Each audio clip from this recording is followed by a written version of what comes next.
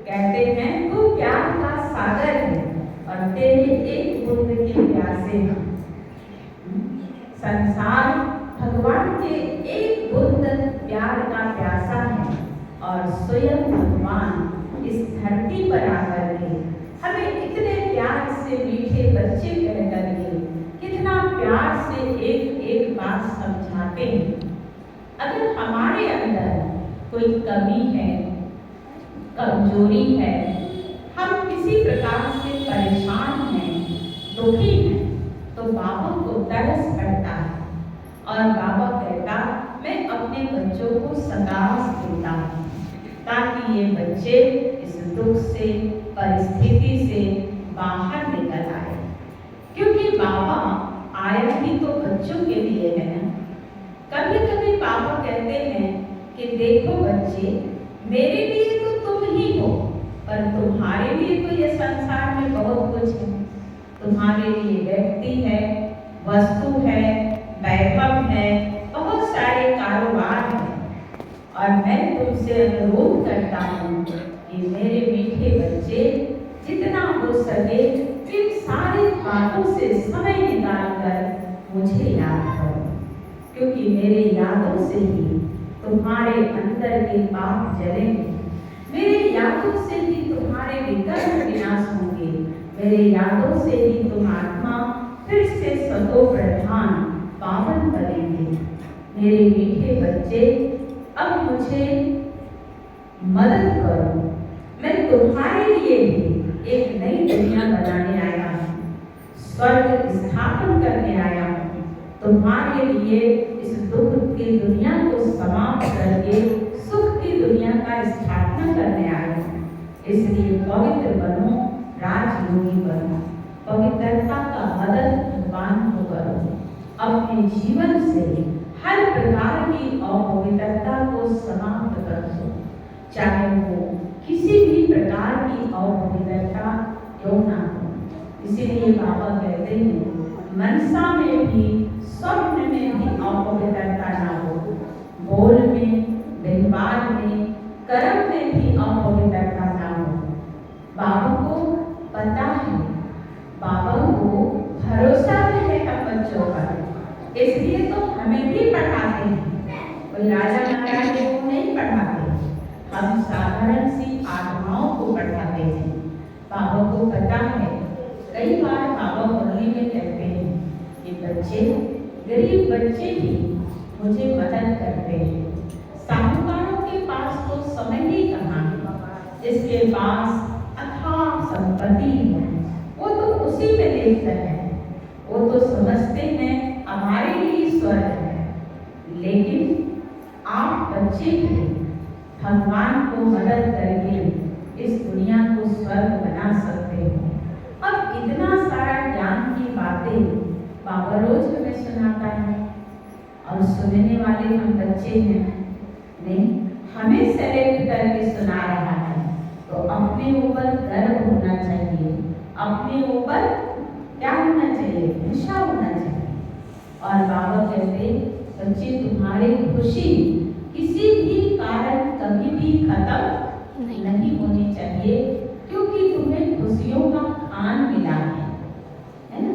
हम सभी भगवान को पुकारते थे, हे प्रभु जब इस धरती पर आप आएंगे ना, फिर देखना हम आपके सिवाय किसी को याद नहीं करेंगे, तो अपने को चेक करते रहना चाहिए, क्या अभी वो आया है, मेरे सम्मुख है, मेरे साथ है ना। मुझे रोज वो याद करता है, रोज याद प्यार देता है, रोज पढ़ाता है, मेरा ध्यान रखता है, तो हम कितना समय लगाते हैं।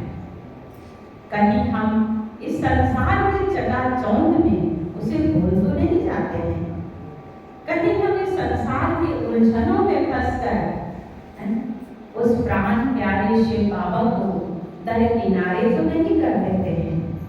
इसलिए बाबा कहते चार्ट रखो, रोज हमने कितना बाबा को याद किया, कितना बाबा का संदेश दूसरों को दिया, कितना अपना तन ईश्वरीय सेवा में सफल किया, कितना अपना धन भगवान के कार्य में लगाया, कितने लोगों को ज्ञान सुनाया, कितनों को बाबा के समीप लाया। अगर मुझे राजा बनना है तो कितनी प्रजा मेरी बनी है, इसकी भी तो गिनती करनी पड़ेगी ना। तो इसलिए बाबा कहते बच्चे मेहनत करो, क्योंकि मेहनत करने वाले की कभी हार नहीं होती है ना। जो मेहनत करते हैं वही भगवान के मोहब्बत में रहते हैं। तो आप सभी बाबा की नैनों के नूर, ब्राह्मण कुलभूषण, आज भी बाबा ने ब्राह्मणों को बहुत अच्छी तरह से याद किया। बाबा ने कहा देखो, दुनिया के जो ब्राह्मण हैं वो मुख वंशावली है और आप मुख वंशावली ब्राह्मण हो। दुनिया के नाम के ब्राह्मण है और सच्चा काम करने वाले तो आप ही हो, है ना। आपके नाम से ही तो वो ब्राह्मण भी अपनी कमाई करते हैं। तो ऐसे ब्राह्मण आत्मा ही सतयुग में जाके क्या बनता है, देवता बनता है। तो चलते फिरते उठते बैठते खाते हर कार्य करते हमें ये स्मृति रहना चाहिए कि हम ब्राह्मण सो देवता, देवता सो फरिश्ता बनने वाले आत्मा हैं। कभी भी अपने को साधारण नहीं समझना है। हमेशा याद रखना है कि हमारा जीवन संसार से अलग हो।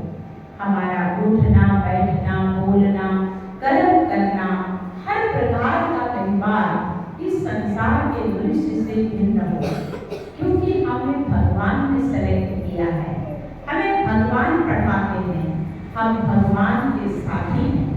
हम भगवान को अपने माता पिता बनाया है, भगवान को अपनी सर्व संबंधी बनाया है। तो जिसका संबंधी इतना उचित उच्च भगवान को, उनका कर्म कितना महान होगा। तो सदैव इस बात की नशा रखना है और सदैव खुशी में रहना है, क्योंकि ये संगम युग क्या है, मौजों का युग है। इसमें कभी भी हमें पूछना नहीं है क्या होगा, कैसे होगा, होगा या नहीं होगा। कभी ये सवाल तो नहीं आता ना मन में, आता है। दुनिया के अंदर इतना हलचल हो रहा है ना। कहीं आग लग रही है, कहीं भूकंप आ रहा है, कहीं लड़ाई छिड़ रही है, बहुत कुछ होने वाला है और बहुत कुछ हो रहा है। ये समाचार सुनते हुए घबराहट तो नहीं होता, ये समाचार सुनते हुए हलचल तो मन में नहीं आता है। बाबा ने कहा नथिंग न्यू, 5000 वर्ष पहले भी हुआ था